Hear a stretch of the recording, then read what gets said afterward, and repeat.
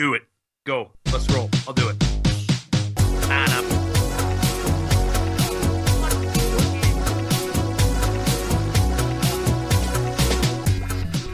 All right, ladies and gentlemen, welcome to Doomcast number 71. It's the 18th day of December, 2014. This may be our Christmas edition. Well, we're going to do one next week, aren't we, Doug? I think so. Let's see. What's up, Wednesday. Doom Nation? Next week, the Wednesday will be on the 24th. We could do New Year's Eve. I won't be here. We could do Tuesday, the 23rd, maybe Saturday on the 27th. But yeah. Let's do, here's what I'm open for. I'm open for Tuesday, the 23rd, or Wednesday, the 24th, or Friday, the 26th. But if you're traveling, let's do Tuesday, the 23rd. Well, anyway, Merry Christmas to all of you heathens out there and others. Yeah, all you agnostics. All of you. Happy Kwanzaa, Charlie McGrath. What's up? Well, I should say my website's wideawakenews.com. Yours is blacklistednews.com. Together we are Doomcast. Doomcast number 71. Welcome, welcome all. Indeed. Doomcast.com is the website dedicated to the show. You can go there. We have a lot of ways to be part of it. You can text the show and leave your voicemails, which are always very profound and sometimes comical. 512-222-3067. The Doomcast handle is Doomcast Show on Twitter. The Tweeter sphere. And we got a sounder for the tweeters. We got big news, Doug Owen. Yeah, there's a really. Really? Wait. We got breaking news? Hold on. Well, I wasn't ready for this. Hold on, Charlie McGrath. It's not really breaking news. Well, I mean, but geez. All right, go. No, you don't. Wait, what? You don't know how this works? Have you ever watched news? I'm sorry. Doomer Carla was calling me on the other line, and I was confused. All right, see, when I play news, Sony. When I play that's when you have to. I think.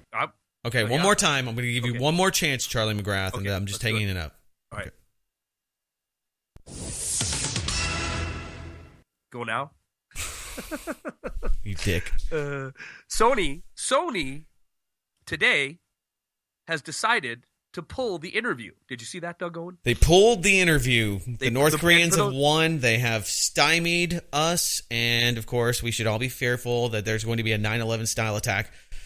And, I've got a lot of stuff to say about this. It's pretty interesting. Well, and for those that, just to bring it up because we just dropped Interview. The Interview was a movie that was going to be released Christmas in limited release that depicted who were the I don't know who the stars are. Seth Rogen and James, what's his name? He's pretty famous. Yeah, he is. He's a famous guy that chicks dig. Who cares? It's one of Seth Rogen's buddies that does a lot of movies with him. He's Franco. Is it Franco? Yeah, Franco. He's the Gucci guy for all of you ladies out there that like hot, skinny guys. He's the Gucci dude. Yeah, and he looks very pale in every episode of every performance he does. Funny enough. Okay, can I tangent you? Can I sidebar you real quick? Sidebar. Okay. Did you hear about the big, huge storm that happened last week in California? It was the big news of the day. The storm's coming, this huge superstorm. Yes. It was the Pineapple Express. And I was like, Seth Rogen, Pineapple Express. Either they're letting a bunch of stoners run the weather center, which is completely possible. I mean, it's beyond possible. It's plausible. Or there's a tie-in somehow with Seth Rogen. He's an interesting, it's kind of enigmatic because the Seth Rogen connection to interesting people that, he just has a lot of weird connections. I think this guy's an operator. Do you think he's a New World Order every guy? He's the everyman representative? The everyman. I like that. Everyman? Everyman? Every stoner? I mean, he's got, I don't think he's part of some operation, but he might be. Yeah. Do you like his movies? I think they're pretty good. I think they're funny. If you endless hour and a half to kill, it's pretty good. Yeah, I mean, if you're looking for ethics and other things to be offended, if you have ethics and you think that Hollywood is kind of the drudge of society, I'll tell you one thing we're learning, that Hollywood has a lot of power. This is a national security event, the hacking, which is, it's pretty limited. It's going into getting emails, but if you've turned on the television, this is an active war. This is a national security matter. This coming directly from the White House. Yeah. So it shows you, who has the power. When when the media is attacked, and this is, I think, a psyop on the media itself. It's a big deal. You get hacked, your business gets hacked, Home Depot gets hacked. It's a big deal. Target gets hacked, but it's not a matter of national security. So they've put out this all sorts of inferences that maybe North Korea is behind it, maybe Russia, maybe. I've had people walk up to me and say, within the last 48 hours, where? Hey, did you see North Korea? It's been proven. The government proved it was North Korea that was behind this. I mean, specious at best. I mean, just so, or specious, the proper way to say it. It's so dubious. Specious. It's dubious. And, I mean, when you can't get Wired News to get on board, when you can't get the tech community, TechCrunch and BuzzFeed to buy into it. So that story is completely debunked, but it didn't stop all of the, usual suspects taking the opportunity to blame North Korea and, of course, more cybersecurity laws, needing more regulations for who? For, of course, the movie industry. I mean, it's a 5-alarm fire when somebody goes after the movies, that whole industry, because, I mean, when you think about it, I mean, that is what is America. That is the perception management. That is consensus reality creating shit right there. I mean, that is, paramount to everything that the U.S. effectively does, and that is, project imagery that is well received. We'll talk about some economics. I want to get into Russia and a lot of the perception management that's going on there too. But the reasons given this morning for the interview being pulled by Sony is because, and they blamed it on the 4 giant theater conglomerates that were concerned because the GOP. Not the grand old party, but the Guardians of Peace, who was taking responsibility for this hack job. Okay, yeah. Allegedly, ostensibly. Yeah, it's ironic and very much. I figured you would be all over. This is an inside job train right now from the get go, but. Because it does. It seems like we're going to engineer. I think there's some things that we should take away from this, and I think that the debate should be, okay, if this is a weapon of destruction, if this is an act of war, and they're saying that this is an act of war, then we have to think about Stuxnet and the U.S. and Israel collaborating and attacking critical infrastructure. Okay, this is the bull crap, is that this is somehow critical infrastructure. Okay, it's movies. Okay, that's not critical infrastructure. This isn't terrorism. The whole idea of it being North Korea is pretty laughable when you really look at the technology and the means to be able to do this stuff. They just don't have it. Right, exactly. And you could I could make a case for why Sony is behind it. I mean, this interview, nobody heard about it. Nobody knew about this movie, and it was probably going to be another one like This Is the End, the latest movie, his last movie that he was in. I think before Neighbors, he was in This Is the End with Franco and a bunch of other, of these pop culture comedian actors that collaborated on This Is the End. But I think if anything, if it is released, it's going to be a mega blockbuster. I mean, look everybody wants to see it now. Yeah, absolutely. I mean, if you think about this from a PR standpoint, it's great PR. I don't think that they need it, but why wouldn't they? And this is also another way to stab at North Korea. And I think that it's part of a larger attack on Russia. I hate to come back to Russia and what's happening in the Ukraine over and over. I think you're right on target, though. I do. I think that as this is developing, so is the continued escalation of lambasting Putin and Russia, and we're standing around as a nation, clapping our hands at the destruction of the ruble, and our media is overplaying the crisis that's enveloped inside of Russia. So and we will no doubt in my mind that we're going to see them linked to more and more. In fact, it's not even going to happen. It is happening. An article this week came out talking about how the Russians could, in effect, cause economic collapse inside of Western Europe, which would cause economic collapse to the United States, setting the stage for any kind of economic downturn to be squarely blamed on Putin.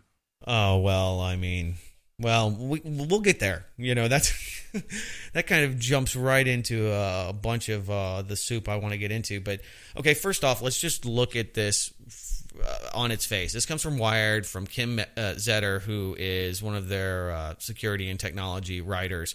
Attribution is difficult, if not possible, with regards to, and here's her headline: the evidence that North Korea hacked Sony is flimsy. Attribution, first off, we have to say that attribution in breaches is difficult. Assertions about who is behind an attack should be treated with a hefty dose of skepticism. I've got tons of that, lady. Skilled hackers use proxy machines and false IP addresses to cover their tracks or plant false clues inside of their malware to show investigators, or to throw, rather, investigators off of their trail. When hackers are identified and apprehended, it's generally because they have made mistakes or because a cohort got arrested, turned informant. Nation-state attacks often can be distinguished by their level of sophistication and modus operandi, but attribution is no less difficult. It's easy for attackers to plant false flags that point to North Korea or other nation states as the culprit. And even when an attack appears to be a nation state, it can be difficult, if not impossible, to know if the hackers are mercenaries acting alone or with state sponsorship. Some hackers work freelance and get paid by a state only when they get access to an important system or useful intelligence. Others work directly for the state or military. Then there are hacktivists who can be confused with state actors because their geopolitical interests and motives jive with state interests. Okay, so that is the truth. That is what people completely miss and is absent from the mainstream media's conversation. So good on you, Wired, for at least bringing all of the unknowns and possibilities, including a false flag, to the table, because we don't know.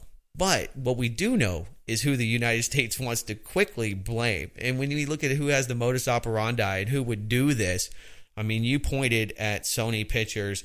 I can't think of anybody else that benefits better. Do you think the FBI is going to be looking into that, or are they going to be looking into more ways to give themselves more money, more cromnibus cash, and new powers, new tools, more people underneath them to work in cybersecurity, offensive weapons, or just, maybe the development of other real weapons that have, I mean, if we're going to go there with this being some kind of super attack, a nation state attack on the United States, we better have something better than flimsy evidence, and better yet, we should look at our past indiscretions. I mean, I guess that's a sign of a state that's just completely rogue, where, they don't even try to cover their tracks anymore. They're just like, oh, well, the Geneva Conventions only apply to other people. We can torture them and attack their critical infrastructure, and we'll call it freedom fighting. We'll call it something else like that. That sounds nice. Yeah, but to the point of the Wired article, pointing out the obvious, that this could be a false flag and how this evidence is at best flimsy. It's probably every bit as solid as evidence as that we've had for all the major crises that we've seen in the last decade. Weapons of mass destruction inside of Iraq, or you name it. I mean, we're almost automatically in the next news cycle. One news cycle we hear about the crisis, and by the next one we'll have the culprit who's responsible for it. So it's really not surprising that this was tied to North Korea almost immediately, even though, like you pointed out, like that Wired article said, it's virtually impossible, unless there's just massive technology that we don't know about, Doug, that the government has, spinning and saving the people of the United States from, incoming cyber attacks from China and from Russia and from North Korea, and they know for a fact that it's coming from there, and they're just doing their best to protect us. But I think that's bullcrap. I think it's 100% false, and 100% is going to be used to engineer the mentality that we need, as you say, more joint terrorism task force, more control over the internet, more safety nets on the internet, and having it all go through, through DC before this harmful information or harmful activities can affect the average American. Yeah, absolutely. Sorry, I'm a little distracted, but I agree with you. I mean, that's what it ends up using or being as a psyop and propaganda. The reason, guys, that it's not working is because I started this show under blacklisted radio. And so when you go to the chat room, it's not playing. It's playing Doomcast 70. So let me see. I got the link here. Fix your stuff. It's not that. It's not that it's broke. I just didn't select the right place. Spreaker. Where's On Demand? On Demand. I have this clip or this thing. Oh, there it is. Just going to put the link in the chat room there. Waterboarding. Waterboarding is like sex with terrorists. It's like putting hummus and pine nuts in their butts. That's okay. That's not. Here's the funny thing, people. It's not funny, but this is the disgusting thing. That's not even the torture. See, people are like, oh my God, they're putting hummus in their butts. That's just to keep them alive. Yeah, so they can keep torturing them. You got to keep them alive if you're going to keep torturing them. All right. So anyway, I don't know who the ultimate culprit would be in this, but look at everything else that's happening. So here's some stuff that we could chew on. What's happening in Russia, Ukraine, Cuba, Venezuela. Of course, everybody's excited about the big Cuban deal.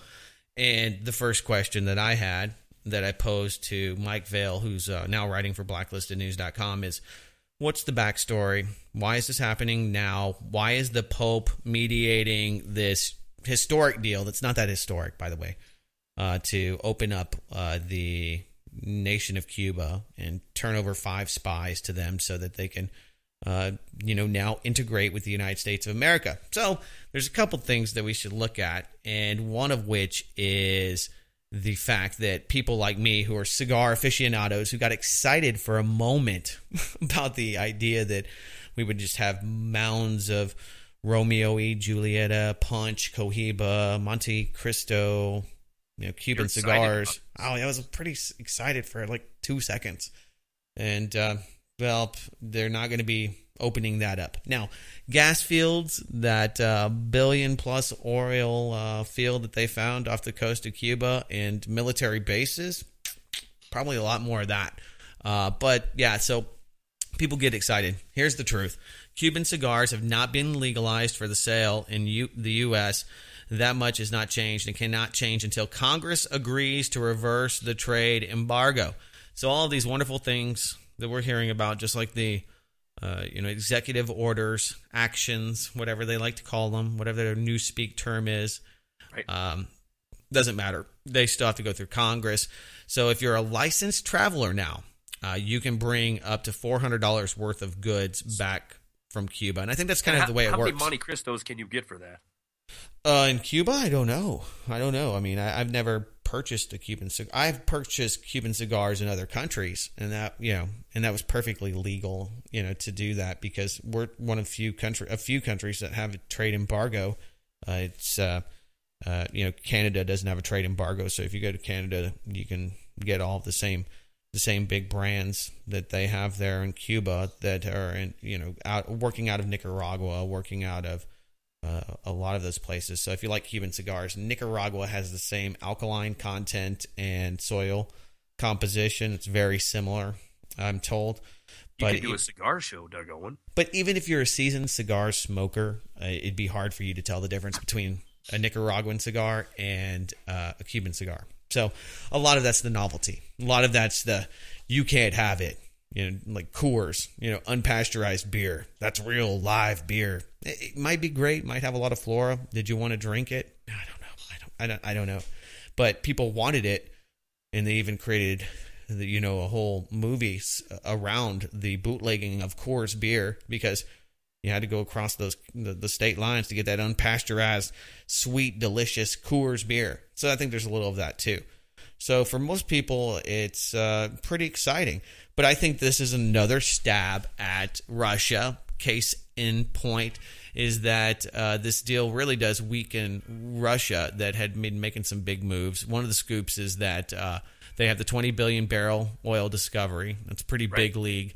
The Diplomat had an article on the Russian activities in Cuba recently. Russia was going to reopen a spy base in Cuba. Yeah, and increase their bomber flights in the Gulf of Mexico. That was a few weeks ago. Right. So there's a lot of things that are kind of up in the air, and so this is a really nice way for the State Department and these companies to reach out to the Cubans. And they're Fidel might be alive. We know that his daughter and Rafael, his son, are running Cuba at the moment. But the military dictatorship that's there. Opening the up. The Atlantic had a good article on it, and the question is why now? And it gives some fluff reason between the aging population of the dissident Cubans that are in Florida and the embargo that was originally put into law in 1961 is getting long in the tooth. But in the article, they absolutely say that the technology innovations in the extraction of shale oil and gas are certainly one of the key reasons why this is being looked at now. Oh, well, yeah. I mean, obviously. I mean, the oil, not a big deal right now, obviously. The price of oil is going down. And, whether I was watching the News Hour, and that's where you go to get all of your shill news, all the talking points for the academics. And the head of the World Bank was on there saying that this is not some conspiracy. Same thing that Mike Shedlock said, and I'll get your take on this. That it's not some conspiracy. The United States didn't go over there to Saudi Arabia and say, look, we need you to just start pumping the hell out of oil for us, and this is going to be used as a way to isolate and attack Russia. And a way to attack the BRIC nations, Brazil, Russia, India, China, all of these countries that are directly affected. But Venezuela is really hurting because of this. And, you could say, well,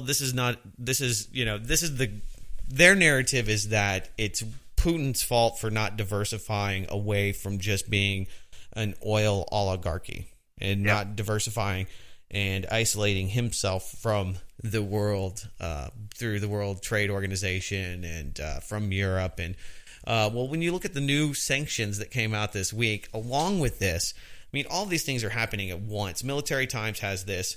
Obama will sign legislation imposing new economic sanctions on Russia, the White House said Tuesday, as the U.S. claimed some credit for sparking Moscow's rolling currency crisis and moved to deepen the pain. Now, this is a little, return, I think. Harken back. Hold on. Jeez. Wayback Machine. I feel so inept today. Your buttons are all messed up, I think. Do we remember back during the 2008 crisis when Russia told China, when we were reeling and we were debating how we were going to bail out Goldman Sachs and Lehman and figure out what we're going to do with the global system, and Russia said, let it crash, let America feel the pain. You remember that rumor? I do. Indeed, okay. I do. Okay. So you're thinking this is a little... Oh, here we go. We're back. Okay, we're back. So we're back. 2014, almost 2015. So a little turnabout is fair play. A little. Yeah, I don't know. So I mean, what's your question in here? Obviously, I think you and most of Doom Nation thinks that this is concerted, that this is an economic attack. I mean, it is alongside new sanctions, a new attack on the Russian banks. If you haven't heard about this, Goldman Sachs is isolating Russia, and the Wall Street Journal has it. This came out of Zero Hedge yesterday, that Goldman Sachs is going to sanction and do no business with Russia. And as Goldman Sachs does, others do as well. So global banks are, according to them, quote, global banks are curtailing the flow of cash to Russian entities, a response to the ruble's sharpest sell-off since the 1998 financial crisis. Now, I'm not saying you should buy rubles, but they can only go down so much. There's a buying spree. There's panic buying, and I don't know if you've been trying to keep up. I wish Putin, for this show, would at least, speak English. He's fluent in French, I think, and German. He's definitely fluent in German. Speaks fluent German and a couple other languages. I mean, the guy's, an intelligence officer. Obviously, language is something that he knows, but no English, which is so convenient for the U.S. media because, I mean, they can write pretty much anything, whatever they want, interpret it however, that's actually happened, where they've interpreted what he said in one way, and then RT would come out and show what he really said with an accurate translation. But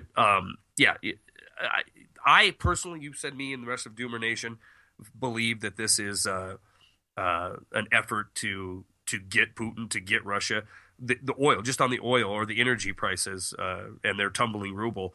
How could you possibly see it any other way? I mean, it has been all hands on deck at encroaching closer and closer to the Russian border, militarily fomenting a war in Ukraine.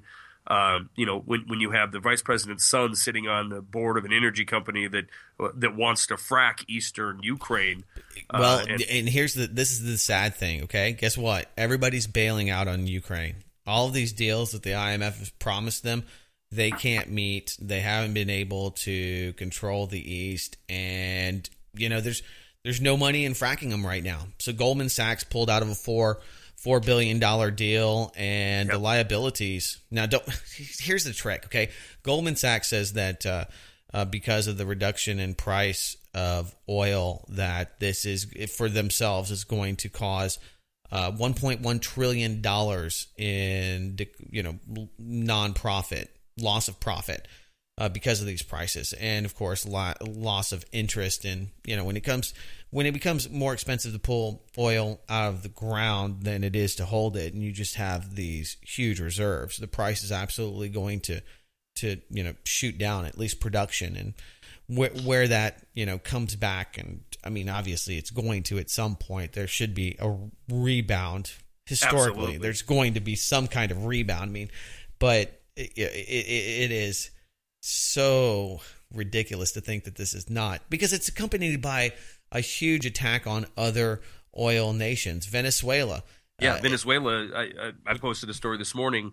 They're anticipating default by mid next year at this $55 handle on oil. Yeah, Goldman says they can deal with it. Saudi Arabia says they can profit. OPEC's okay with it. They're starting their own NATO. By the way. And that's the thing. You had the CEO of ExxonMobil come out a week ago saying that the company would survive at $40 oil. And they can, they absolutely can, because their infrastructure, their projects that they have, and their wells that they have in place, and their operations that they have are paid for. It's the guys that the startups out here in eastern Montana, western North Dakota, the Bakken into Canada, where it's $85 a barrel in order to be profitable. Those are the ones who are going to be having to shut down operations at best, or going bankrupt at worst. Because of the falling oil prices, and countries like Venezuela, a lot of the BRIC nations. Obviously, you can see what's happening with Russia right now and their ruble. The true oligarchs, the true power moguls, they're sitting just fine. And Doug, as well as I do. Hey man, we got it's good for the U.S. I mean, I'm filling up for about half that I was, and this is spurring a huge economic turn. People are buying big trucks again. I mean, come on, Charlie McGrath, get happy about this. Get excited about cheapness. Yeah, it's only cheap till it's consolidated, Owen, and then it's not so cheap anymore. There's that. I want to know. Okay, this is a great question. Okay, what happens when Venezuela defaults? Who ends up owning Citgo? Who ends up owning all of these assets? Okay, because that's what's happening in Argentina and places in South America, where the bank says, okay, look, these were predatory loans that all of you dictators took. They're coming due, and we're going to have to, frack the F out of you, or we're going to have to take huge, crazy austerity measures to get you back on track. Yeah, you nailed it. They'll have a soft landing promised by the International Monetary Fund. But Maduro's not going to do this. I mean, these countries aren't going to do it. I mean, they've been basically, politicking on, screw the U.S. I mean, Maduro said, quote, U.S. knows where it can stick its sanctions. Okay, so we have world leaders telling the U.S. to stick it where they put the hummus and the terrorists. Well, how well has that worked? How well has that worked around the world? And, I'm not I'm not a proponent I don't know. I mean, of that activity. The question is, where it has been tried, you have an economic war that is being waged against nations, and it leaves them destitute. And if that don't work, Owen, then the next cyber attack comes from that country, and we need to get in there and liberate the people. And free them. So. We're not doing too good at that, so I think things have kind of changed. I mean, we're not liberating enough people in Syria. Nobody wants to pay to feed the people, so the people we're saving are starving and dying, so we can only pretend to care about them for so long. We can only, if they committed some act of terror, then they would be fed up the butt. Up the butt. Yeah, well, butt. There's that. There's that. Did we even talk about that last week? Did we get into the torture? Why? Yeah, we talked about how 90% of it's still redacted, so it's beyond, and it kind of, I guess I hate to have a cavalier summation on this, one that I don't care, but it null and voids all of the treaties, all of the, stuff that we have used against other dictators. Well, that's the whole thing. Well, we're just and you're not, and that's why we're going to, screw you over, steal your assets. Muammar Gaddafi, we're coming after you because you're giving your soldiers Viagra to rape women or whatever, crazy, stupid neocon lie they make up and they sell through the neocon media to the people. We shouldn't be able to use that. People that are buying into, the non-thinking majority of people that watch TV that look. I mean, here's a perfect example. Propaganda works, okay? John McCain. And I hate to even give this guy credit, but thousands of academics, doctors, people that have been tortured, people that have tortured others, believe that it produces bad results. People will say anything to stop torture, and so it doesn't produce tangible or actionable intelligence in most cases. Last Saturday, I watched the Vice interview with the architect of torture, the torture architect, and he puts a human face on what it is to be a contractor for the government and trying to extract information out of quote unquote valuable detainees.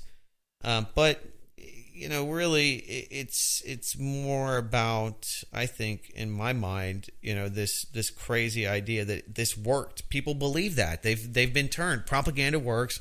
They listen to Dick Cheney enough times, and they're like, yeah, And I of course, Pew and all of these, agencies that put together numbers, I'm always suspect of. Right. And people are like, oh my God, Americans support this 59%. Well, Americans support gun ownership 59%. You go down the ridiculous stats that we believe. Not that that's a ridiculous one, but I was going to stop you there and ask you what. But that, what is it? A quarter. I like this one, and I don't know if it's true, but I like the fact that they say that 1/4 of Republicans believe that Obama is the Antichrist. And 80% of them believe that he is probably Muslim, or that there's a 50%, there's an 80% percentile of people that think there's a 50% chance that he is Muslim secretly. And the point is that you got numbers on top of numbers, and they paint they use them to paint the picture that it's a survey of 1,500 people, and it really can be made to say, but numbers can be made to say whatever you want. Americans believe in gun rights. Americans believe that torture's I guess right for a moment, but whatever it is, it doesn't matter what the American people believe because the government does whatever it wants to anyway. That's the statistic that needs to be understood. Right. It doesn't matter if you think it's right, just, or if it's that's why we have a republic. Country, we're going to do it. Right. That's why we don't have a mob democracy. We have a republic because there's people that are let's be honest, stupid people that are susceptible to bad propaganda, and they'll buy out or buy into that's just it. We anything. don't have that. We don't have that republic. We have the stupid masses that is being controlled by this majority rules system. I mean, we have Congress promising one thing and doing the right thing and being constitutional and doing things that sound like we are trying to edge back towards a republic where your rights are inalienable and we are a nation, a shining city on the hill. But in reality, it's all bullcrap. You said it. They're going to do what they want to do, and what they want to do is the bidding of the financial interests that can keep them in the seats of power. And when you're spending hundreds of millions of dollars in midterms elections, that's where you need to see where the seat of power really is. That's where you can see it. It isn't about Granny in Ohio or the Smith family in Illinois who are put before a television camera at election time. It's about who the people that can fund this kind of system, which is pay, you get the results. If you don't pay, if you can't pay, you get platitude. Yeah.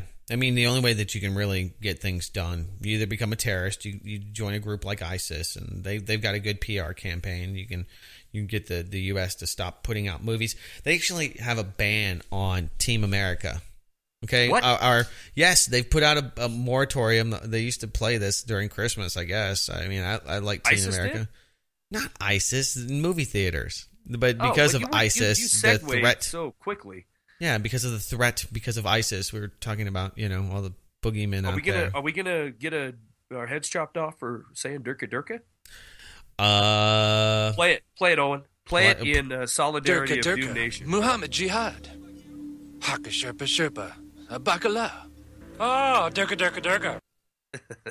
I'll get you next time, Charlie. Yeah, ISIS sent that in on the voicemail line. Yeah, well, good luck. Good luck. Charlie's quick. When the FBI isn't, raiding farmers for selling milk or, other non-crimes, they have time to put together new things that I thought that you should be aware of. FBI is now has added 4 kinds of animal cruelty to the index of major crimes. Now, I just think it's kind of ironic that, the chokeholds that are killing U.S. citizens that Americans are so upset about, and I don't know, other ne'er-do-wells that are in this, in the government that have painted a really bad. I mean, they just put a bad taste in the American people's mouths for police officers in general. I mean, you think about the damage control there. So, animal cruelty has expanded, Charlie McGrath. You better be careful. Let's see. There's 4 new kinds according to Crime Report. Crimes like homicide, arson, and other high correlations between those who commit acts of cruelty against animals and those who harm humans. So they believe this, according to this lady, Jill Karofsky. Oh, I should have. Where's my damn link here? I saw this story initially in October. Is this a revision of? Let me see. I've got the link here from the crimereport.org. This came out. Let's see, 12/20. No, this is today. Let's see. 4 kind. Oh, I gotta read more. Let me see. This better not take me to something that happened 10 months ago. Well, I remember it. No, last December. Year. Okay, go ahead. No, you go ahead. I remember hearing this story. I'm thinking 6 months or a year ago, but maybe I'm not up to speed here. Okay, so. No, what they're saying is that that they are moving animal cruelty into the index of crimes like homicide and arson. So basically, you harming your animal, leaving it outside, leaving it in the car, could all be potentially the same, felonious act as killing somebody, like homicide, like murder and arson. So the damaging of property. So they are putting it at that level. So, something. On any given day, investigators with the Humane Society of Greater Rochester check at least 5 suspected cases of animal neglect or cruelty. This is another way to kick down your door is what this is. There are calls for reportedly abandoned dogs, emaciated farm animals, medical neglect, hoarding, and outright abuse. Hoarding, huh? Coming after all you preppers. Oh, did you see that guy in Seattle, that cop? Let me see. I got this. I got kind of a local interesting story. Sure. When you're ready. No, I'm ready. I'm going to cue this up. Well, I didn't know how to segue into it, but there was in Montana here.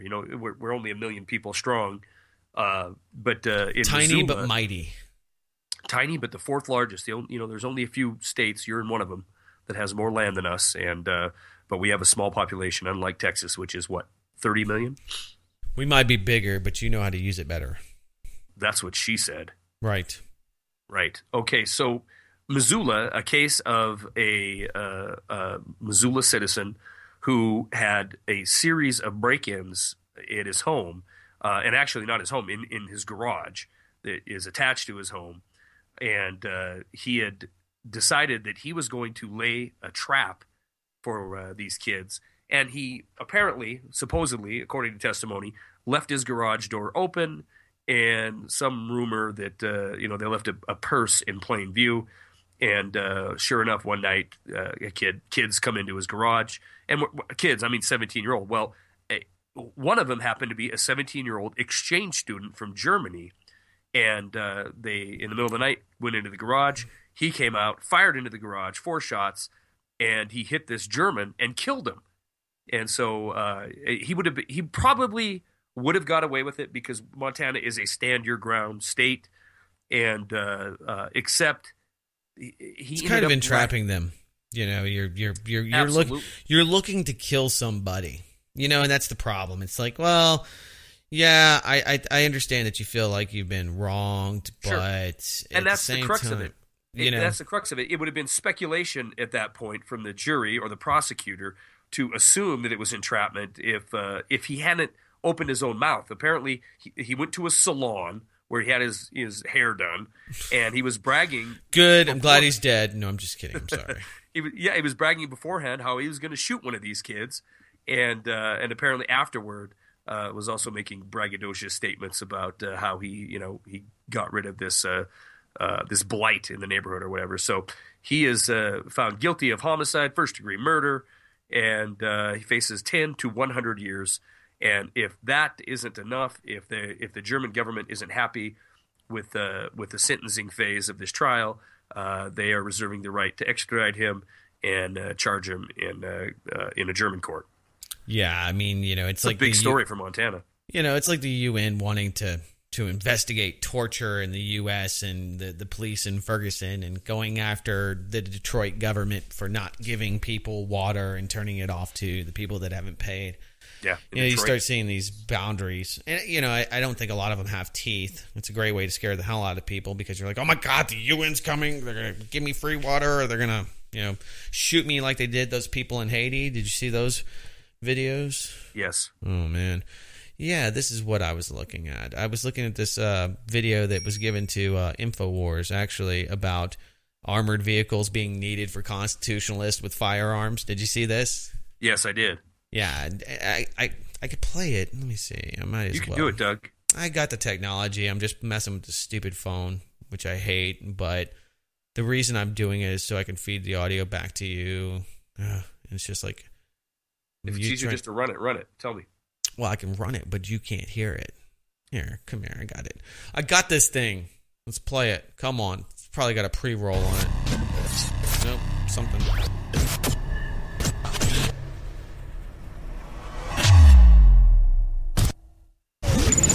Well, the nice thing about this piece of equipment is that if somebody let me set this thing up, okay?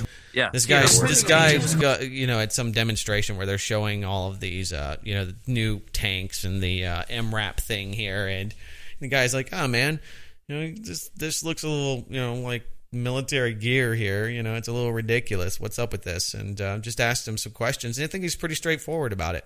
To get in, they safely can pull right up to a phone. Take enemy fire and still try to address a threat.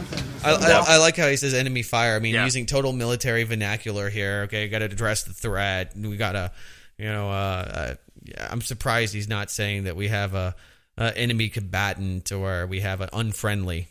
If you're getting shot. So I'm thinking that is totally appropriate in Iraq, but what kind of a situation in the U.S. would you see that happening? I mean, we've got a lot of constitutionalists and a lot of people that stockpile weapons, a lot of ammunition. Yeah. I mean, we've got a lot of constitutionalists and a lot of people that stockpile weapons. All right, so there you go. I mean, all the people out there that use the moniker constitutionalists, or have I don't know what a stockpile entails. Is that more than one, less than an arsenal? But you and producer Craig33 on Twitter, and probably even me. Here's the thing: it's not a stockpile of weapons until they just want to use that when they've come for you. It's like, we got him for a gram of marijuana. but he had guns, and he had guns, and he had and then they'll lay out your 4 guns that you have on a table, and then individually stack all the ammunition one round by another, so they can do a photo shoot, and make you look like a lunatic. Sure, I mean, that's how it always goes.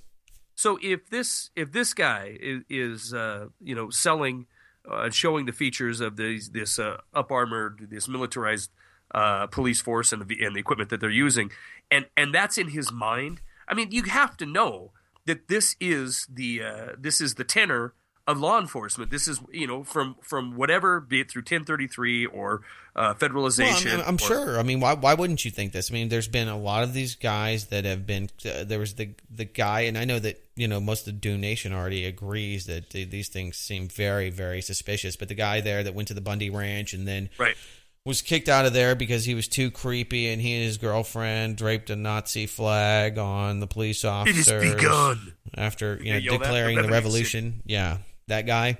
Yeah. So those guys see these stories too. It's like I was talking about this with a friend of mine. It's like, this is bullcrap. They're so militarized, and you see the police, and they're just treating people like that. And I said, there's 2 sides of that. One, yes, they're getting the 1033 program. They're getting surplus military gear, but people are getting militarized too. Like, if you look at the stuff that I have, it's somewhat military looking. So if you're a gun fan, if you're a aficionado, fanatic, and you like firearms, chances are that if you were a police officer, you would have a lot of military-looking equipment anyway, because most of the stuff that you're getting from the 1030, I mean, the weapons, the rifles, the AR-15s, they're not as high-tech as the stuff that you and I could buy.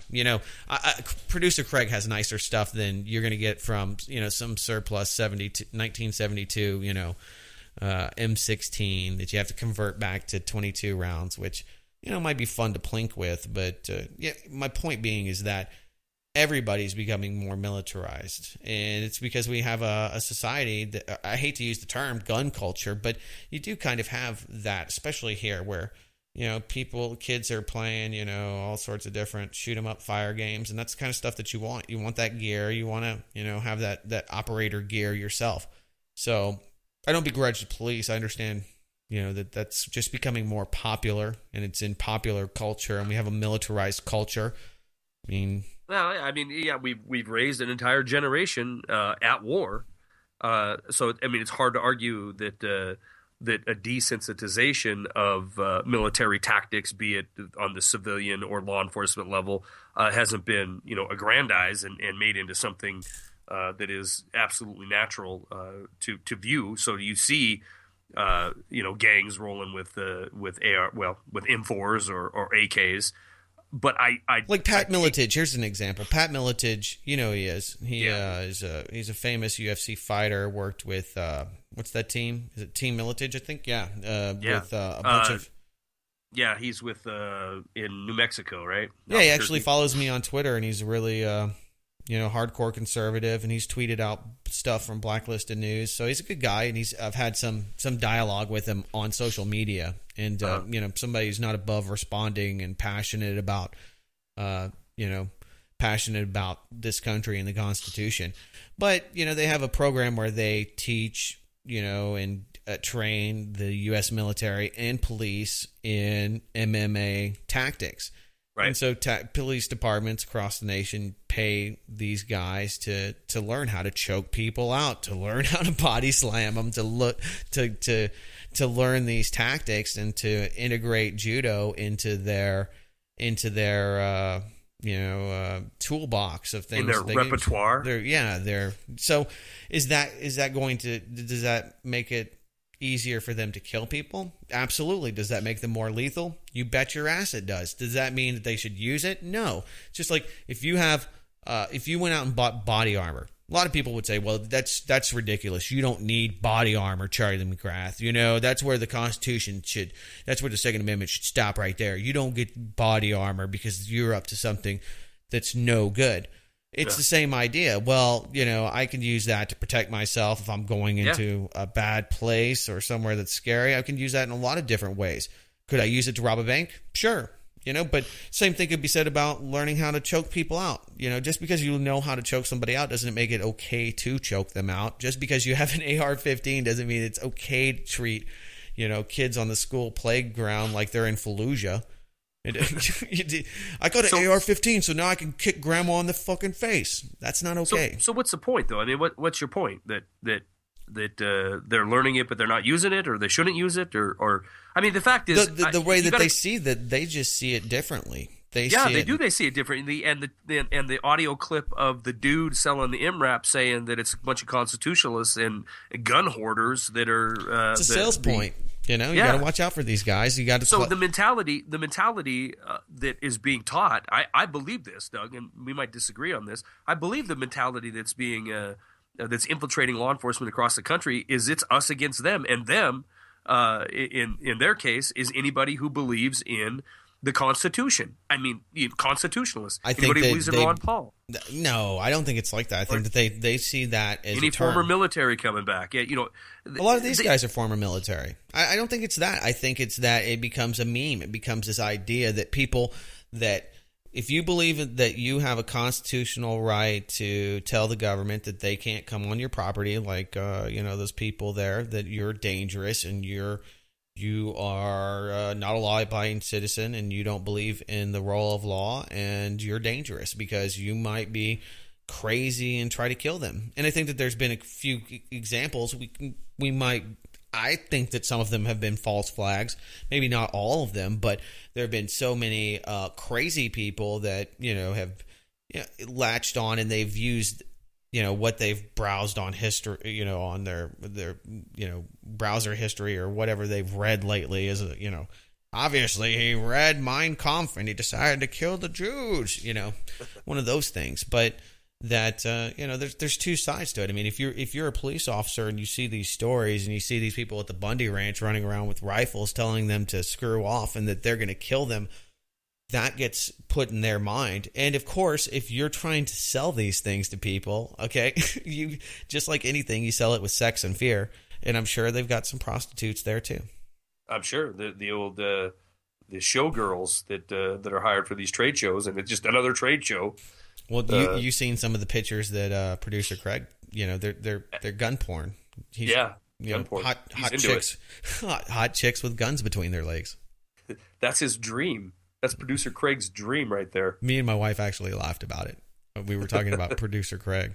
Producer Craig sends out some pretty wild stuff. I love it. Not in a bad way, but we were just talking about, this is what some guys like, she knows how to scale a fish. She can do my taxes. She's the perfect woman. She drives the boat while I shoot the alligators. She's perfect. Perfect. You get this idea. Yeah, she's a size 4 and she drinks a case of beer and she watches football. It's that woman. You see these hot chicks that are in, Cowboys gear, whatever it is, that get you to buy it. Really good-looking people sucking down Coca-Cola. If you suck down that much Coca-Cola, your teeth would not be that white. I'm just telling you. Yeah, well, I want to get back to I think you make a very valid point for what culture and what culture is today. How it's progressed, and like I said, in this generation of war, and how the police are just reacting to the circumstances on the ground. But I can see your point and understand it and agree with it to an extent. I'm not saying it's good or bad. It's just you see things differently. Like, here's the thing. Okay, there's a reason that you think that people should have body armor. There's a reason that cops think that people that have body armor are up to something. You're both, I think, have valid points. But there's where your rights start and stop, and where their duty to protect your rights stop and start. And that's what gets kind of missed in all of this, is that if you're a cop, there's probably, now here's the truth. You're probably the fattest, because most of the jobs in the U.S. Here's a pretty funny one. Did you see this meme? This story that happened. The picture that goes along with the story is worth more than the story itself. Police. Let me see. I just search. Federalized police czar. That's where we're headed. Paramount is now canceling screenings. Hold on. Producer Jordan, says, yeah. What do you say? I'm sorry. I was trying to fill some dead air there. Did someone say guns? I've got a heart on. Yeah, I saw that too. No, here you got to see this one. This one is worth the dead air, maybe for you anyway. Maybe not the listeners. New study shows that the most overweight workers in the U.S. are police officers. As we reported earlier this year, an FBI study recently revealed that 80% of police officers are overweight. Now, a new study published this week by the American Journal of Preventive Medicine found that police officers also rank as the most overweight workers in the country. They eat pure crap. They're eating fast food all day long. That is one of the many reasons that these guys are overweight and angry. If you ate crap all day long and drove around, you are a law enforcement apologist, Doug. No. I mean, I just feel like shooting people all day long. That's why I'm not a cop. I feel the same way. Get out of my way. But see, I know. They are a large segment is overweight, and a large segment of them Did you see the picture? Are trigger happy wannabes. You know, they have Napoleon complex, or they have some kind of issue that they didn't get a start varsity in high school, so now they're jacked up on roids and crew cut. You guys all picked on me in high school. Now I'm going to arrest you for. I'm gonna kick some ass. I'm gonna choke out a guy that's pleading for air. You're trying to sell cigarettes over here, buddy. Okay, you better give the taxes to the government. That's here. Right. I'm an agent of the government. I'm here to taxate you. Not to make light of it, not to make light of any of these people that have been recently thrown into the limelight to show how they've been heinously killed. Albuquerque, New Mexico, another hotbed in the news. Albuquerque is like the death capital of the police killing capital of the country. What, they have 47 last year? Was it Utah where there's more people killed by cops than any other state? Is that what I thought it was New Mexico. I thought New Mexico was the winner. Yeah, well, they should be. They get runner-up or maybe a salutatorian. Well. I'm telling you. I'm not an apologist for the police officers. I just think that there's two stories or two sides to every story.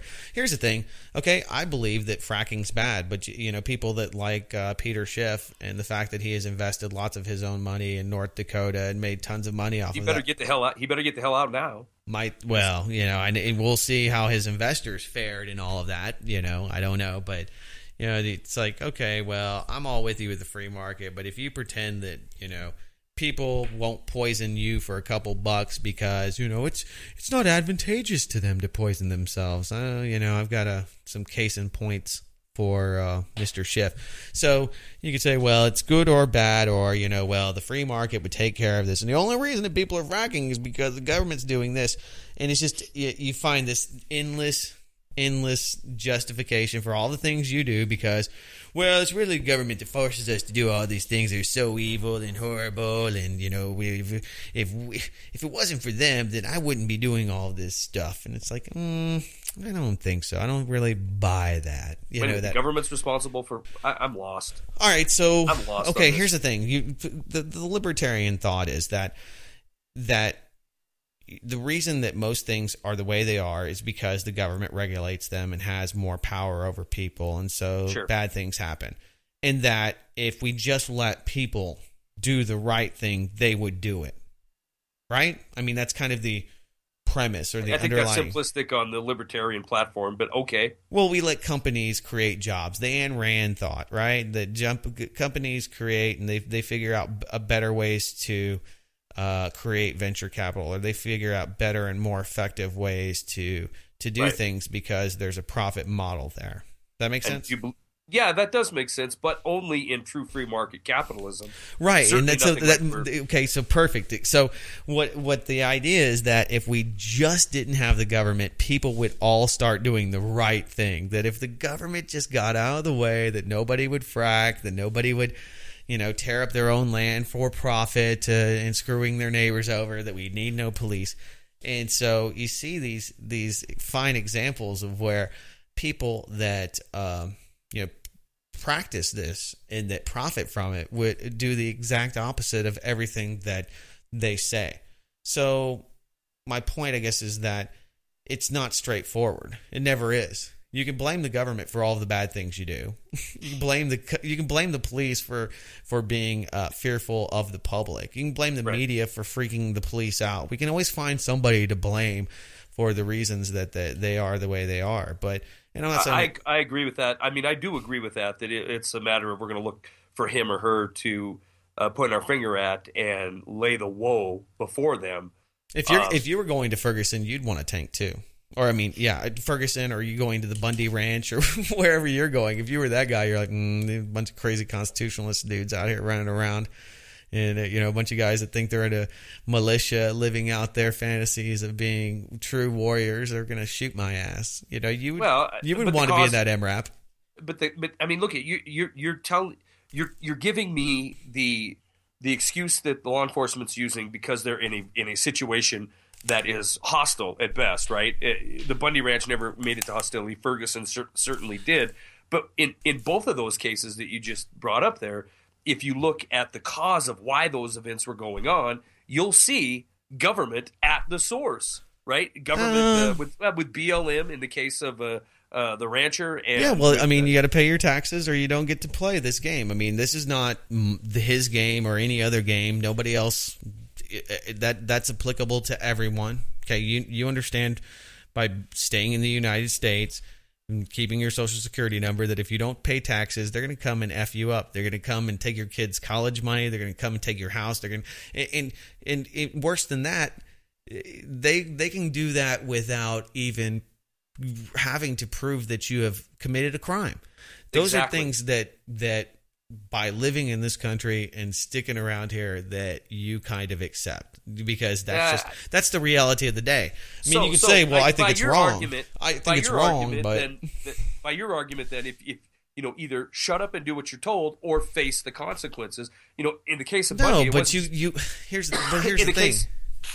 You know what you're getting into. You know what you're getting into when you're selling Lucy's on the corner and you're going to get choked out and killed. Or you know what you're getting into if you smart off to a cop, you're going to catch a couple. You should know what you're getting into if you're smart. So if you don't do anything wrong, then you don't have anything to worry about. No, you have everything to worry about. You might just have the wrong address number and they just got your number wrong and they throw a grenade into your house and kill your grandmother. My point is that the police may be nervous, but they're going a long way in creating that the environment, the tension that is in the public, and in every single case, it isn't citizen on citizen. It's every case we've talked about, it's government on American on a citizen, and an event that has arisen out of that conflict. And at the end of that, when there's protest or when there's pushback, you will have these law enforcement individuals that are put in that situation to have to deal with a pissed off mob, and that's unfortunate. But I mean, you can't just look at the end hostility as the. Well, you can't just say as a police officer either. Okay, that Bundy guy, maybe he doesn't have to pay his taxes. Because he doesn't have to pay his taxes when I'm forced to go out here, that I'm not going to want an MRAP because what he's doing is somehow just. I mean. That kind of logic, or, hey, these guys out here have a point. We're killing too many people without just cause over bullcrap like, cigarettes being sold without taxes. We should just go home. And or it doesn't work that way. You don't get to make those choices. It doesn't work that way because what we've been told and what we've been shown over and over again is you have two choices. You can either absolutely capitulate instantaneously, or you can face the consequences. And those consequences you might be tased, you might be beat down, you might be killed.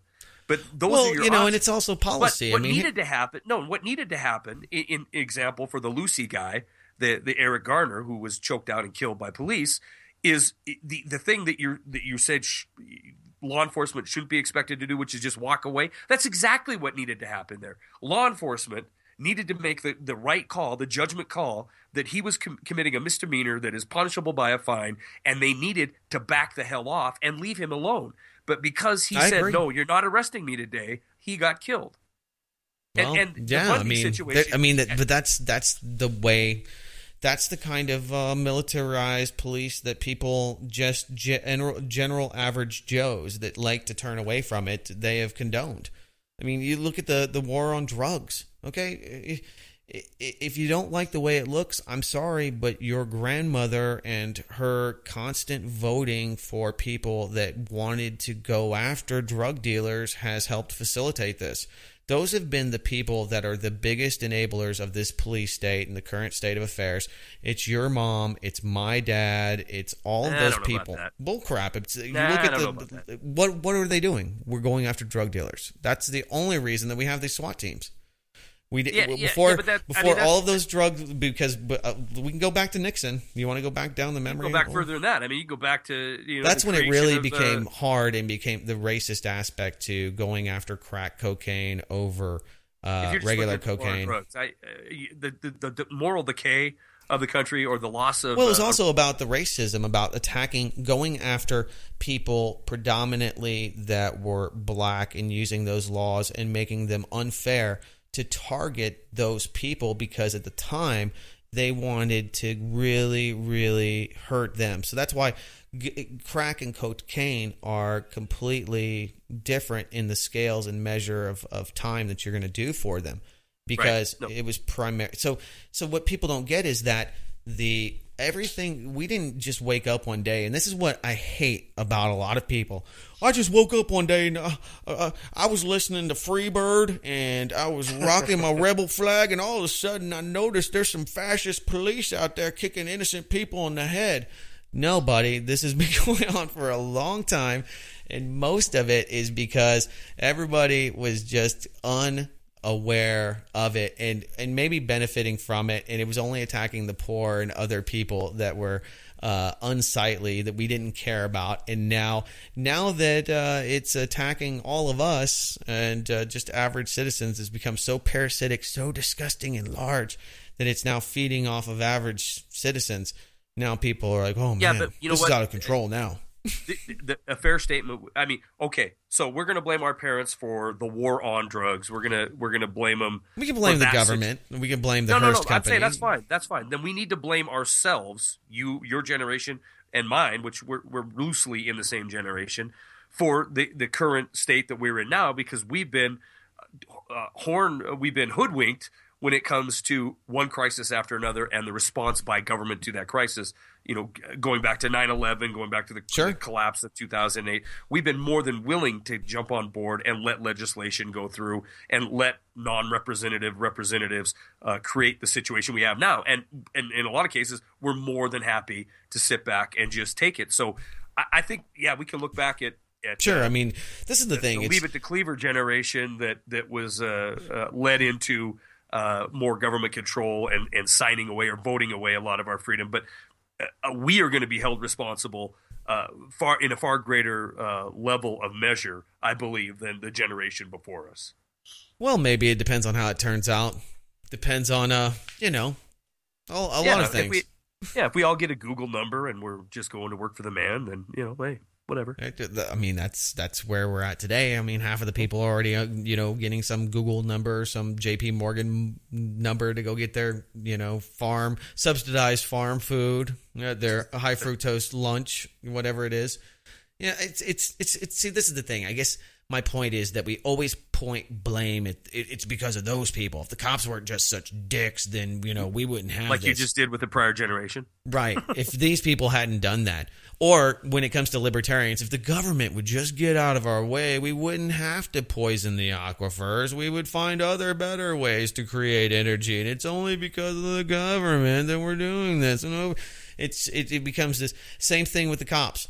The cops, if it wasn't for those constitutionalists that are hoarding guns, how many cops are shot by constitutionalists hoarding guns? None. Yeah. But this guy, he's like, those guys out there, because that's why I have to kick Granny in the face, because those people want their Bill of Rights. They've been reading the Constitution. They're scary. They're terrorists. They're scaring me.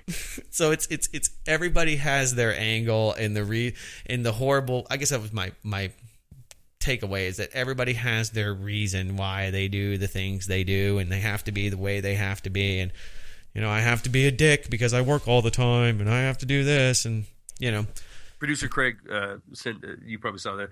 And I tend to agree with this statement. The cops are the government's thugs. Yep. And they do the shooting and they get shot. I mean, so obviously the rubber hits the road. Citizen on citizen is the affecting of government and their authority through the use of law enforcement. Well, sure. I mean, they only come to the houses that they've been told to go to. Right. They don't say, hey, I just made up a law today. I mean, some of them might, and those people are criminals and should be put in jail. But for the most part, they are doing what the mayor, the city council, the public. I use that in air quotes, the public at large with the federal government, because they're getting money from them. Whatever it is they believe. A lot of them on a personal level are instituting their own ethics and policy, and probably choose to pick on certain demographics because they're racist, or they just truly believe, hey, look, these black people are committing more crimes over here than the white people in the rich part of town, and that's why is there all these cops in the poor side of town? Well, that's where all the crime is, Oh, that's racist, man. That's racist. Why are you all over here? You got some predictive programmed computer, the IBM Blue Crush that's telling you that, when this is where it's going down. When it's 110 degrees, and right here where all these black people live, that's where there's going to be a shooting.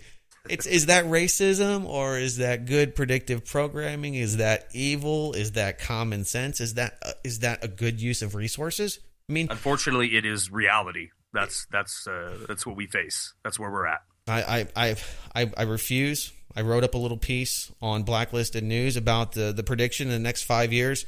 There's going to be more refrigerators online, part of the smart grid, than there are wearable fitness trackers. And I said, for all of you out there that want to jump into the mix, that I'm not ready. And I'm sure that refrigerator will be keeping way too much information that my HMO, my insurance company, would like to know. How many times a week does Doug eat pizza? I'm going to jack those rates up. Oh, what was that? I sure as hell don't want the government telling me all the time, trying to scare me and say, look, the North Koreans are going to turn off your refrigerator. You're going to eat some spoiled bacon. They're going to come kill you. It's like, I'm not ready for that. I don't need that in my life. I don't want my microwave talking behind my back to the toaster. So are you going to start a business selling analog refrigerators and old technology? There's actually sites where you can buy hack kits where you can hack your car and take it offline. Because dealerships, you rent a car, that's what you're doing. You're leaning or even buying if you don't own it. I don't even think when you own your car they ever turn off these features. You're trackable, but they can totally track you and turn your car off if you bought a car in the last few years. And in 2015, I think they're going to have mandatory black boxes. So it's your car for the moment. If there's enough people interested, you can hack your car. You can turn that off. But sadly enough, I don't Chevy Impala and just drive it around until it goes into the ground. Well, yeah, and until you. I mean, if you want to go down, I mean, if gas is at $1.99 a gallon, that might be okay. When it's $15 a gallon, I don't know if you want to drive that '67 Chevelle so much. Yeah, I've got a 2004 Toyota that is basically a go-kart, and it doesn't have it doesn't have anything. It has on and off for the windshield wipers. Literally, you don't have delay.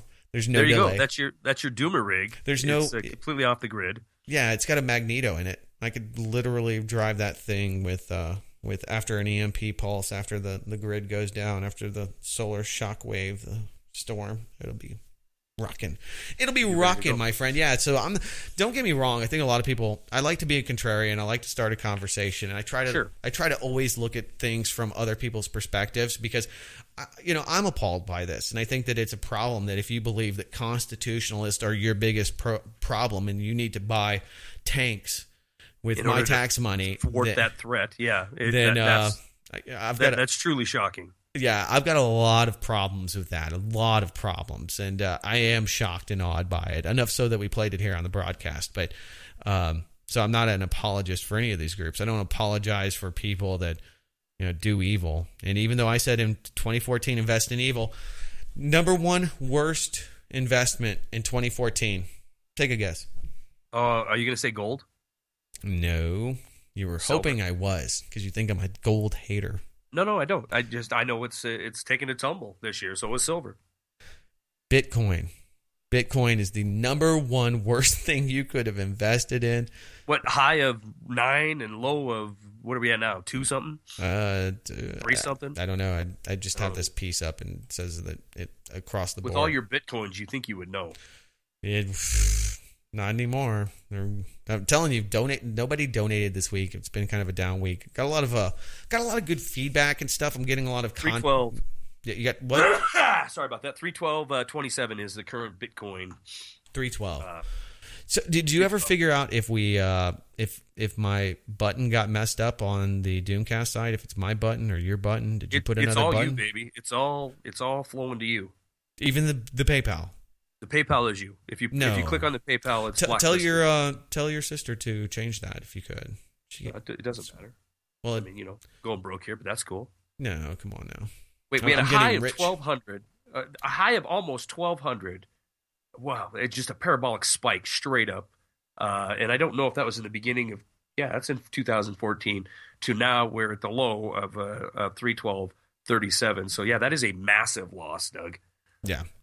Worst loss. But I hear people all the time telling you, it's the right thing and the more ethical thing to invest in. It's like, what do you think on that? I've had conversations in the last few weeks on it, and what do you think? It's an exchange. I mean, here's the thing. The reason it shot up to that parabolic crazy level is because we had speculators and we had the Cyprus bank failure where every Russian elite was buying. And you had the guy in Japan, Mt. Gox. Yeah. That was basically, I don't want to just, show how technologically inferior I am or my understanding thereof the Bitcoin is. But basically, they were creating duplicates and manipulatable dollars. Is manipulatable an adjective you'd use in any conversation that had to do with this digital currency? Well, isn't it? I mean, obviously, almost anything that we have today is, other than maybe gold. But gold is through the Forex markets and through the exchanges and through the price fixing that has happened and probably considered or probably still happens today. So no doubt about that. I'm saying that the people that were just drooling over Bitcoin as being the true people's currency. They got too excited about the idea that decentralization is necessarily better than government, right? It's the idea that you're getting away from a government debt-created currency. I had a guy texting me saying, hey, have you seen Mike Maloney's Secrets of the Fed and all of those videos he's put out about money and how it's created and understanding really the underlying scheme here. And I mean, that's one scheme. That's what we have with the U.S. dollar. It's popular now. Probably won't last long. Probably will be some other system that comes along. But is this a new series of videos by Mike Maloney, or is this? They're pretty new. I mean, over the last 6 months. Okay. Yeah, check them out because I haven't seen them yet. I've seen some of his older stuff. Yeah, Goldcore. Is that his site? One of those. I mean, I don't get paid by him. It does get nauseating. You've been doing this, you blacklisted news longer than I have at Wide Awake News, but the same old over and over again. It seems like it cycles like the market cycles. The anti-Fed, the in the Fed, the audit the Fed, and inevitable. And I think those are all great. Goldsilver.com. That's his website. We should plug it. Although I had an affiliateship with him, and it went somewhere. It's gone. Like one day I look and I click the link because I was actually contemplating buying some gold. I was thinking about buying some silver, and whatever company he was using just gone, and the link I had was going to nowhere. Yeah, he's got some new stuff. Well, let me finish my thought on that, which is that it seems that and we will have another massive economic event, and Doug, you know what we're going to see? We're going to see Peter Schiff. We're going to see Gerald Celente. We're going to see all the usual characters out there. Right. And it's almost you can rest your future on this. If they're out there, look to see what they're selling. Right. Because inevitably, almost in every single case, they're they're pimping. How many of them predicted that oil would go down to this point? How many of them predicted? Everybody's like, oh, Russia's buying all of this, and the Russian bear and the Chinese. You know what the Russians are doing according to SocGen today? They're selling their gold. Why? Because sometimes gold reserves and staring at gold isn't as good as liquid capital. And, you know, I'm not we don't Warren give Pollock. out. Warren Pollock predicted this. He predicted the massive decline in oil. Okay, so, but how many people out of that same breath thought that Russia would be in the situation that they're in today, last week, or 2 weeks ago, or even 3 weeks ago? Hardly any. Almost all of those people were saying, well, yeah, of course. Well, I mean, they've seen this attack going on, but how many of the people that you were talking about have said, hey, sell your gold, everything's going down and the U.S. dollar's going up, so you want to sell all of that right now and get into the dollar, and then when the oil crashes along with that gold price, you definitely want to move over to this. None of them, because this is the thing, you know, the broke clock is right 2 times a day kind of thing. Right. If you just keep saying it's 3:30, 3:30, 3:3, 3:33, sooner or later it gets to it, and then you're this, you know, high priest. You're a Nostradamus over there. You know everything. You're a Lindsey Williams. You're a Lindsey Williams. You caught it right that day, and you say, "Look, I've been saying that for a whole year now, and today is my day." I wonder if he's out there now, because you know he was credited with the foreknowledge Only that oil was going to go to $100 a barrel. Limited hangout alternative media circles only. So he's in the back burner right now. Absolutely. I mean, well, he's just not. You know, Lindsey Williams was a Patriot radio phenomenon for a minute, and he sold a bunch of videos to people. Same thing Buy for my DVD. Bless me, please, son. Buy They're my DVD. beautifully packaged. They're professionally done. Yeah. Packaged so beautifully, wrapped up tight in cellophane. I mean, paper. you know, and it was like during 2008. How many of the other, now get a pencil. Get a pencil. Infomercial guys were selling gold and telling you about the New World Order and the Illuminati. You know, it runs its cycle. Oh, you know what? Who's that guy? Givens, the real tall guy that Tony Givens, isn't that Tony Robbins. Tony Robbins, right? Yeah. He was telling me about the Illuminati and meeting with the elite, and if I just give him $500, he was going to tell me to go buy gold. Yeah. There's a lot of barkers. There's a lot of people that keep barking. Where has Salente been? Have you seen him? I haven't seen him. You know, I've had him on my show before. I haven't talked to him in a long time. He was. Last time I tried to contact him, he was really hot and sought after, and his people were like, you know. Oh God! And then he started cold calling, and he got, you know, it's like I'm too busy, and it's cool. I understand, you know. I'm medium alternative Patriot radio market, you know. I'm too conflicted, and I say too many things wrong before I say them right to really help out, I think, anybody sell a lot of gold, because even though I think it's a good investment, I still or subscriptions to the Prediction magazine of Gerald's.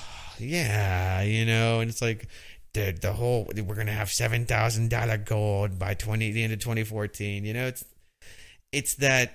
You know, either A, you just have the lack of vision, or you just have a lack of belief that the high priest of society that you give all of this credit to, the manipulators of the world, you give them all the credit for that, but you don't give them enough credit to think that they can, you know, attack Russia, that they're going to, you know, the BRIC nations are going to create this investment bank. You're like, oh, yeah? How about this? How about these sanctions? How about we move? I'm trying to remember. I had a few guys like that during 2009, 2010. I can't even. I'm trying to. Oh, ye of little faith. You know, you don't. This is the thing, I guess. You don't give the New World Order and the U.S. government all the credit in the world, and then think that they will just let it happen. Just let it happen if they don't want it to happen. You can't have it both ways. Well, I have no doubt that you know the things that are going on now with the BRICS. I mean, this is economic war, and that's what's happening with Russia right now. It's economic war, but inevitably, energy is going to win out on this. Owen, your $50, $40 barrel oil, it will be where you said it would never fall below of again, which is 100. it'll be right back there again. This is a shaking out of the players that they want shook out. Sure. Oh yeah, absolutely. And even bigger than that and raises more questions. I was looking at space war stuff. And Lockheed Martin and Boeing are still going full board with Russia. They still are planning manned Martian and moon visits, and they're all about making more and more space weapons. There's a thought out there that the U.S., Henry Kissinger, Vladimir Putin are using all of this. This is a little sideshow to kind of get Asia and China in line. That this is a two-sided front or a path to Persia, if you will. That this is a way to unify, and this is more cloak and dagger theatrics, which I don't know. Unify Russia against China type of thing, or where Russia with the West against China. I'm lost. Right, like we're working with the Russians, that this is a way to work against Russia and then to make to work against China and making them compete against the U.S. with Russia and bring the prices down because they're trying to isolate it. That this is a two-pronged front, that the U.S. and Russia are working in concert to control China.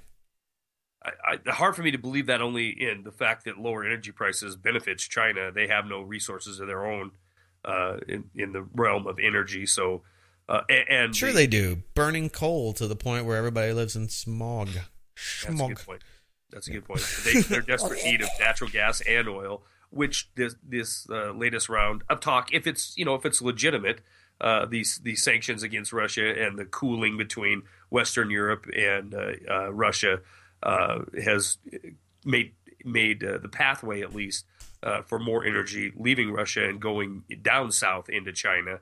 But I honestly think it's a power play to keep the Russians in check. They were standing up to the West when it came to Ukraine and Poland and Eastern Europe, and the attempt at the successful coup in Ukraine had results that kind of, I think, shocked the West, the powers that be, that Russia would pump so much energy and effort into keeping this war going in Ukraine. And this is hey, look, we're still the big guys on the block. We can do this. We can drive the price of oil down to $40 a barrel and crash your currency and cause all kinds of havoc inside your nation. I think it's a power play, plain and simple. Yeah, I mean, it does kind of undo some of the things that you saw the U.S. trying to do in Ukraine, which kind of highlights, is either did plans change or did they not see this coming by trying to build, around the extraction and fracking of the country. If the government had the foresight to know that, then they would have and wanted to build that, then they would have, they would have, definitely try to build something else around their other infrastructure or come up with their better government or their government. Well, the Ukrainian, yeah. I mean, all the plans were that the Ukrainians were going to pay back and build and buy weapons and build infrastructure around, the fracking. Joe Biden's son fracking the country. So now with prices so low, that whole plan has gone away. Has fallen apart for the time being. For the time being. So, here's the question. If you had that, if you knew that was happening, wouldn't you have come up with something else? Or did you, this is where it gets really, I guess, kind of a mind bender. Okay, so then if they knew they were going to do this and this is part of the plan, and then that was part of the plan to then sink the Ukraine and then get them there and then, then starts getting confusing. I honestly, if you look at it at the timeline that things went down, I thought, I believe that the intelligence apparatus believed it was going to be just another fall of an Eastern European country, another color revolution, and courting by NATO, and at the very least, get troops in that area or get agreements to have military exercises with Ukraine, and securing the energy resources and the agricultural resources of Ukraine. with nary a shot being fired, just $5 billion of U.S. taxpayers' dollars being spent. But it all, this, if everything was so simple to plan out and went to plan, we wouldn't have these black swans as they were. I just think that they underestimated Russia's resolve in holding on to these buffer states like Ukraine. That I think it went awry. So why not, go ahead and let your allies suffer with the decrease in the price of oil and the decrease in the price of energy when the long term is still to control Ukraine and to control Eastern Europe. And you know what? If that control happened tomorrow, then we'd be amazed at how fast oil would shoot right back up to $100+ a barrel. But they can, the collaboration of the United States and the kingdom is apparent that they have this control, and England for that matter. These corporations that Lizard Lady, the Windsor family, they have the ability to dictate what prices are going to be. And if $40 shakes out the BRIC nations and scares the hell out of Putin and drives his currency into the ground, then so be it. Yeah, Ukraine's going to be hurt. Yeah, they're going to go further into debt, but that's okay. The IMF will be there ready to swoop in and save the day. So we're going to save the day again. Oh, it gets so confusing. So confusing, Charlie McGrath. They'll be indentured servants to the IMF time and time again. Same plan over and over again. Dead slaves on the global plantation. Welcome to the Western world, my friends. And don't worry, your tax dollars will be buying lots and lots of weapons from Raytheon and Boeing, and they'll tell you it's in your national interest. And you'll say, well, why the hell are you working with the Russians, making a moon base? What's up with that? It won't make a lot of sense. Your head will blow up, and then you'll turn on the Doomcast, and we'll either that or you'll meld into pop culture and just drown yourself in the NFL playoff race. Oh crap! I got to stop this. Did you see the guy that spent $150,000 to look like Kim Kardashian? What? No. Yeah, he spent $150,000. I got to see this story. Dollars. Give me something to Google. Oh, just look, Kim Kardashian. Guy looks like Kim Kardashian. Where the hell is my? There it is. Oh, I can't stop the show without you looking at this. Man spends $150K. Yeah. There it is. $150K to look like Kim Kardashian. Look at this dude. He got ripped off. I could do better. People. What the F, man? If you want to look like that, just give me some money and I can hit you in the face with a baseball bat. Your lips would be that big with a swing of a Louisville Slugger, no doubt about it.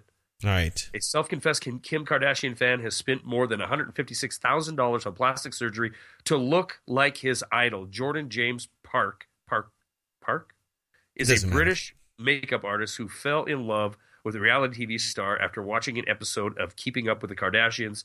I love everything about Kim, he says. She's the most gorgeous woman ever. Her skin is perfect. Her hair, everything about her. The 23-year-old's had more than 50 cosmetic procedures to transform himself into a Kim lookalike, including Botox, lip filler, eyebrow tattoo, and laser hair removal. All he needs to do is get one of those things at Gitmo, fill his butt full of pudding, and he'll look just like her. Just like her. Charlie McGrath? Butt pudding. This is the butt pudding episode. Don't tell that. Don't say that. Craig's going to end up putting that in pudding, the show. Craig. Butt pudding is what we need to be hearing in the mix-up. Butt pudding. My name is Charlie McGrath. My website is wideawakenews.com. My friend and co-founder is Doug Owen, blacklistednews.com. This has been Doomcast number 71, 18th day of December 2014.